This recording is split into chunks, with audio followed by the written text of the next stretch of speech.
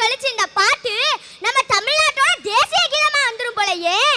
இன்னைக்கு எல்லா விசேஷத்துக்கும் எல்லா முன்னேற்றத்துக்கும் அடிப்படையா இருக்கிறது மின்சாரம் தானையா. அந்த மின்சாரத்தையே இப்ப எங்களுக்கு ஒழுங்கா தரமாட்டாங்களே. அதனாலதான் நான் சொல்றேன், நாடும் வீடும் முன்னேறணும்னா முதல்ல மின்சாரத்தை கொடுங்க ஐயா. அன்னைக்கு நானும் என் தம்பியும் வீட்டுக்குள்ள ஒளிஞ்சா முடிச்சு விளையாண்டுட்டு இருக்கோம் ஐயா. திடீர்னு பார்த்தா என் தம்பியை காணுயா. எங்கடா வீடு ஃபுல்லா தேடி பார்த்து கடைசியில் ஒரு இடத்துல கண்டுபிடிக்கிறேன் ஐயா. அந்த சுண்டலி வாஷிங் மிஷினுக்குள்ள போய் ஒளிஞ்சிருக்காயா. நான் கேட்டேன், ஏடா இதுக்குள்ள போய் ஒளிஞ்சிருக்க, கரண்ட் வந்தா என்னடா ஆகுறது அப்படின்னு கேட்டேன். அட போக்கா நீ வேற, கரண்டா அது எப்பக்கா வருது அப்படிங்கிறாயா. இப்படி சின்ன பிள்ளைக்கே அந்த கரண்ட் வராதுங்கிறது நல்லா தெரிஞ்சிருக்குதுயா. இன்னைக்கு நம்ம தமிழ்நாட்டில் 2 பேர் தனியா சந்திச்சு பேசினாங்கன்னா முன்னாடி எல்லாம் எப்படியா கேள்வி கேட்பாங்க, நீங்களே சொல்லுங்க ஐயா. எப்படி இருக்கீங்க, சாப்பிட்டீங்களா அப்படின்னு நிறைய கேட்பாங்க. ஆனா இப்ப எப்படி தெரியுமாயா கேட்கறாங்க, எப்படி இருக்கீங்க, நல்லா தூங்குனீங்களான்னு கேட்கறாங்க இன்னைக்கு. அடுத்தது என்ன தெரியுமாயா, முன்னாடி எல்லாம் கேட்பாங்க, உங்க ஊர்ல வயல் வேலைனா எப்படி நடக்குது, மழை தண்ணி எதுவும் பெய்யுதா அப்படின்னு நிறைய கேட்பாங்க. ஆனா இப்ப எப்படி தெரியுமாயா கேட்கறாங்க, உங்க ஊர்ல கரண்ட் இருந்து வருதா அப்படின்னு தாயா கேட்கறாங்க இன்னைக்கு. அதனால தான் சொல்றேன், நாடும் வீடும் வளப்பெறணும்னா முதல்ல மின்சாரத்தை கொடுங்கய்யா. நாடு எங்கேயோ போயிருயா. நாடும் வீடும் முன்னேறணும்னா முதல்ல மின்சாரத்தை கொடுங்கய்யா. நான் எங்க அப்பா செல்ல வாங்கி ஈபி ஆபீஸ்க்கு ஃபோன் பண்ணி எங்க வீதியில கரண்ட் இல்ல, எப்ப சார் கரண்ட் வரும் அப்படின்னு கேட்டேன். அதுக்கு அவர் கேட்கிறாரு, நீ எதுல இருந்துமா பேசுற அப்படின்னு கேட்டாரு. எங்க அப்பாவோட போன்ல இருந்து பேசுறேன் சார் அப்படின்னு சொன்னேன். நீ எந்த ஏரியாமா அப்படின்னு கேட்டாரு. மாப்பிள்ளை இருக்கலாம் சார், ஏன் சார் இதெல்லாம் கேட்குறீங்க அப்படின்னு கேட்டேன். அதுக்கு அவர் சொல்றாரு, சார் இல்ல இல்ல உங்க ஏரியால உங்க போனுக்கு சார்ஜ் ஏத்துற அளவுக்கு கரண்ட் இருக்கா, எங்க ஏரியால அது கூட இல்லையேம்மா, அதனாலதான் நான் உங்க ஏரியாவுக்கு குடி வந்துடலாங்கிறாரு சார். இப்படி ஈபி ஆபீஸ்ல போன் பண்றவரே அப்படி சொல்றாரு. இன்னைக்கு நம்ம தமிழ்நாட்டில் மழை பெஞ்சிச்சுன்னு வச்சுக்கோங்களேன், டிவியில ரமணன் சார் வானிலை அறிக்கை சொல்லுவார் சார். அது மாதிரி இனிமே உங்களுக்கு நான் டெய்லி வந்து மின்சாரம் எப்போ வரும் எப்போ போகணும் ஒரு மின்சார அறிக்கை சொல்லணும் போலயே. நான் இப்போ இங்கே உங்களுக்காக ஒரு மின்சார அறிக்கை வாசிக்கிறேன், எல்லாரும் கேளுங்க. தமிழ்நாட்டில் இன்னைக்கும் நாளைக்கும் அங்கங்க மின்சாரம் வரலாம், வராமலும் போகலாம். நகரப்புறத்தில் விட்டு விட்டு வருவதற்கும் கிராமப்புறத்தில் விட்டா வராமலே போவதற்கும் வாய்ப்பு உண்டு. அதனால குடும்ப தலைவிங்கன்னா காலை டிப்பனுக்கு சட்னி அடைப்பதுக்கு பதிலா மண்ணை தொட்டு சாப்பிட்டுக்கோங்க. பள்ளி மாணவர்கள்லாம் தனது படிப்பு விஷயங்களே பவுளிலேயே முடிச்சுக்கோங்க. ஊர் பெரியவங்கன்னா ஊர் பொதுக்குழு கூட்டத்தில் கூடி ஊர் கதைகளை பேசிக்கொள்ளுங்கள் என்று மின்சார வாரியத்துறை உங்களை எச்சரிக்கின்றது. சற்று முன்பு வந்த தகவல், கூடாத குளத்திலிருந்து உங்களுக்கு மின்சாரம் தயாரிப்பதாக ஆய்வில் அறிஞர்கள் கூறியிருக்கிறார்கள். ஐயா உங்ககிட்ட ஒரு கேள்வியா. நம்ம எப்பா எப்பா எப்பா எப்பா எப்பா எப்பா எப்பா எப்பா எப்பா கேளு கேளு கேளு. ஐயா நம்ம சூப்பர் ஸ்டார் ரஜினிகாந்துக்கும் மின்சாரத்துக்கும் ஒரு வித்தியாசம் இருக்கும் என்னையா? உன் அளவுக்குலாம் என்னால யோசிக்க முடியுமான்னு தெரியல. நான் சொல்றேன், நல்லா நோட் பண்ணி வச்சுக்கோங்க ஐயா. நம்ம சூப்பர் ஸ்டார் ரஜினிகாந்த் எப்ப வருவாரு எப்படி வருவாருன்னு யாருக்கும் தெரியாது. ஆனா வர வேண்டிய நேரத்துல கரெக்டா வருவாரு. நம்ம கரண்ட் எப்ப போகும் எப்ப வரும்னு யாருக்கும் தெரியாது. ஆனா போக வேண்டிய நேரத்துல மட்டும் கரெக்டா போயிடுங்க. எங்களுக்கு இந்த காலத்துல சூப்பர் ஸ்டார் கூட தேவையில்லையா, எனக்கு வேற ஒரு ஸ்டார் தாயா வேணும். எனக்கு மட்டும் இல்லையா, இந்த தமிழ்நாட்டுக்கே அந்த ஸ்டார் தாயா வேணும்.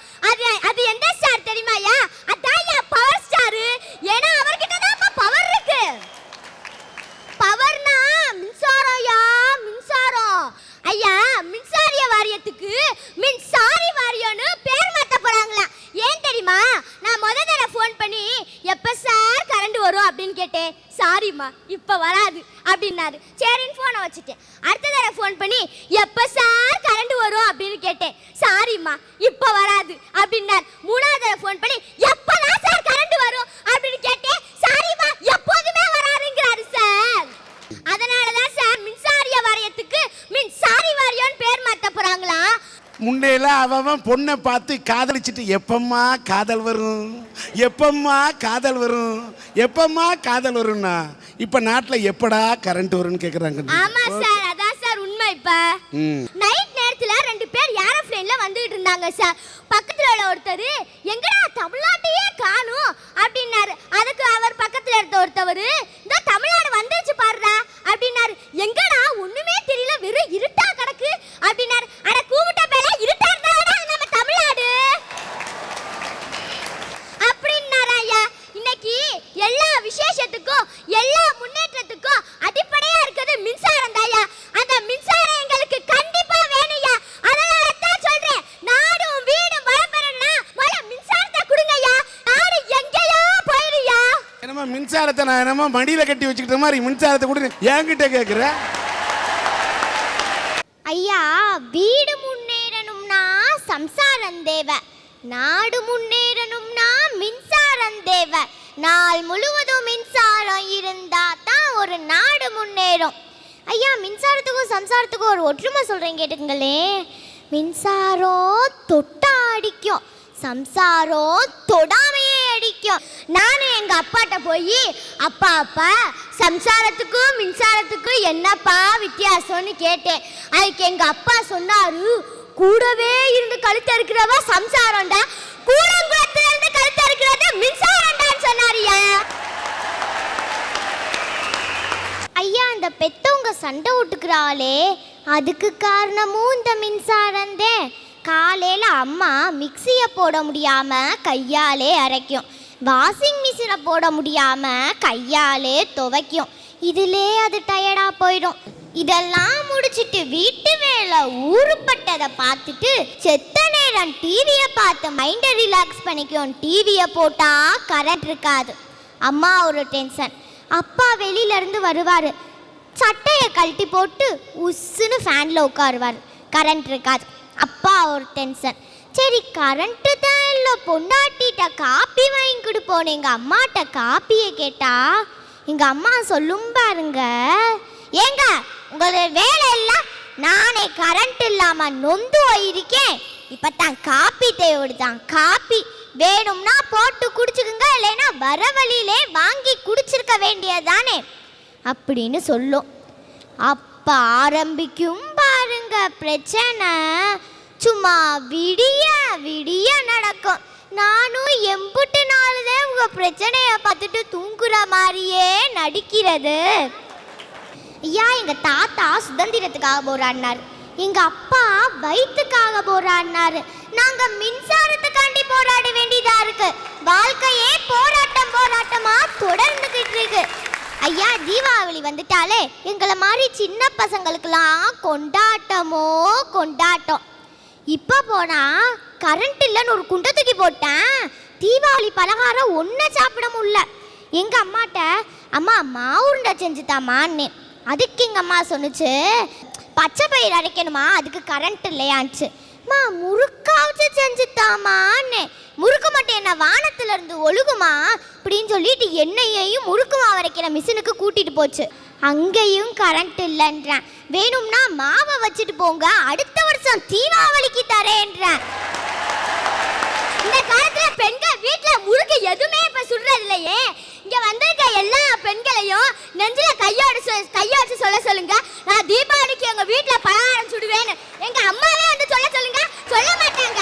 ஏன் தெரியுமா, எங்க அப்பா கடையில போய் ஆர்டர் பண்ணி வாங்கிட்டு வருவாரு, எங்க அம்மா உட்காந்து சாப்பிட்டு இருப்பாங்க. வீட்டுல யாரும் இந்த காலத்துல முறுக்கெல்லாம் சுட மாட்டாங்கய்யா.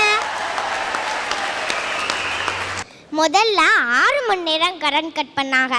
அப்போ எங்கள் வீட்டில் கரண்ட் பில்லு 680 ரூபா.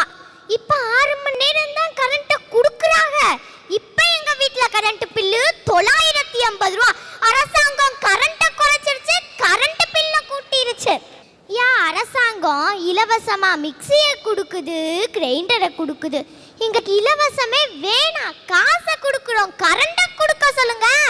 அதனால தான் சார் சொல்கிறேன், நாடும் வீடும் வளம் பெறணும்னா கண்டிப்பா நாள் முழுவதும் மின்சாரம் வேண்டும் சார். ஐயா எத்தனையோ டாக்டர் எத்தனையோ நோயை கண்டுபிடிக்கிறாங்க, அதுக்கு மருந்தும் கண்டுபிடிக்கிறாங்க. ஆனா காலங்காலமா பரவிக்கிட்டு வருதே வறுமைங்கிற ஒரு நோய், அதுக்கு யாராச்சும் மருந்து கண்டுபிடிச்சாங்களா? சிவகாசி பட்டாசு தொழிற்சாலையிலையும் திருப்பூர் பனியன் தொழிற்சாலையிலையும் வேலை பார்க்குற குழந்தைங்க வசதிக்காக வேலை பார்க்கலையா, வறுமைக்காக வேலை பார்க்குறாங்க. அமாவாசை பௌர்ணமி கூட மாறி மாறி வருது, ஆனா எங்களை மாதிரி ஏழைகளுக்கு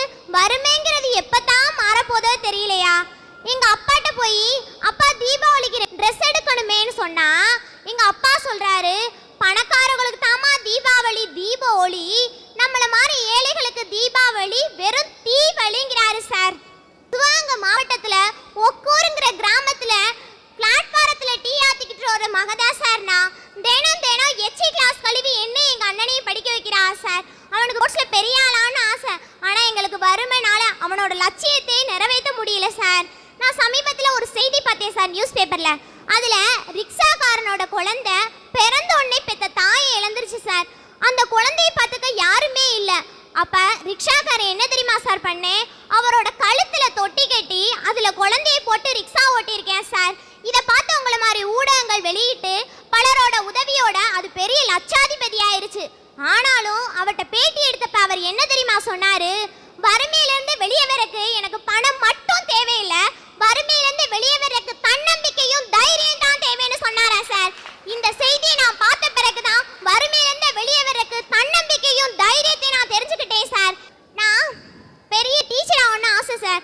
ஆனா எங்க அண்ணன் இப்ப 12th படிச்சுக்கிட்டு இருக்கிறனால அவனை அடுத்ததா காலேஜ் சேர்க்கணும்னு என்னோட படிப்பை நிப்பாட்ட போறாங்களா சார். நானும் நல்லா படிப்பேன், எனக்கு நல்லா பெரிய ஆளணும்னு ஆசை. ஆனா அடுத்ததா அவனை படிக்க வைக்கிறங்க ஒரே காரணத்துக்காக என் படிப்பை நிறுத்த பாக்குறா சார். வறுமைங்கிற 3 எழுத்து, லட்சியங்கிற 5 எழுத்தை உடக்கே பாக்குதே சார். இது எந்த ஊர்ல சார் நியாயம்? அதனாலதான் சொல்றேன், நாடும் வீடும் வளம் பெறனா வறுமைங்கிறது ஒழியணும் சார். இந்த பெண்ணுடைய தந்தையார் பிளாட்ஃபாரத்தில் ஒரு டீ கடை நடத்துகின்றார். அந்த எச்சில் டீ கிளாஸை கழுவினாலும் கூட தன் குழந்தைகளை படிக்க வைக்கக்கூடிய அவருடைய மனநிலையை பாராட்டுகிறது இந்த சன் டிவியினுடைய அரட்டை அரங்கம். ஆனால் இந்த பொண்ணு சொன்னது மாதிரி இவங்க அண்ணன் இப்போ +2 படிச்சுட்டு இருக்காரு. அந்த பொண்ணு 9ஆம் வகுப்பு படித்து கொண்டிருக்கின்றார். இந்த பொண்ணுடைய அண்ணனை படிக்க வைக்கணுங்கிறதுக்காக இந்த பெண்ணோட படிப்பையே நிறுத்தி விடுவார்கள் போல் இருக்கிறது என்று இவர் சொன்ன காரணத்தால் இந்த பெண்ணின் படிப்பு தொடர வேண்டும், இவர்களுடைய வாழ்க்கையில் ஒரு ஒளிவிளக்கு ஏற்ற வேண்டும் என்ற அடிப்படையில் சன் டிவியினுடைய அரட்டை அரங்கமும் SRM பல்கலைக்கழகம் இணைந்து இந்த பெண்ணுக்கு 10,000 ரூபாய் காசோலை வழங்கப்படுகிறது. சேலம் AVR சொர்ணமஹால் சார்பாக இந்த அனிதாவின் படிப்பு செலவுக்காக 10,000 ரூபாய் காசோலை வழங்கப்படுகிறது. ராஜராஜன் B.Ed காலேஜ் அவர்கள் சார்பாக 10,000 ரூபாய் காசோலை வழங்கப்படுகிறது. பெல்லையன் பரமத்துறை அவர்கள் 5,000 ரூபாய் காசோலை வழங்குகிறார். ஆத்தங்குடி பெருமாள் சமையல் மேஸ்திரி 5,000 ரூபாய் வழங்குகிறார். காசோலையாக 35,000ம் ரொக்கத்தொகையாக 5,000ம் மொத்தம் 40,000 ரூபாய் இந்த அனிதாவுடைய படிப்பு செலவுக்காக இவருடைய அரட்டை அரங்கத்தில் சன் டிவியின் மூலம் வழங்கப்பட்டிருக்கிறது.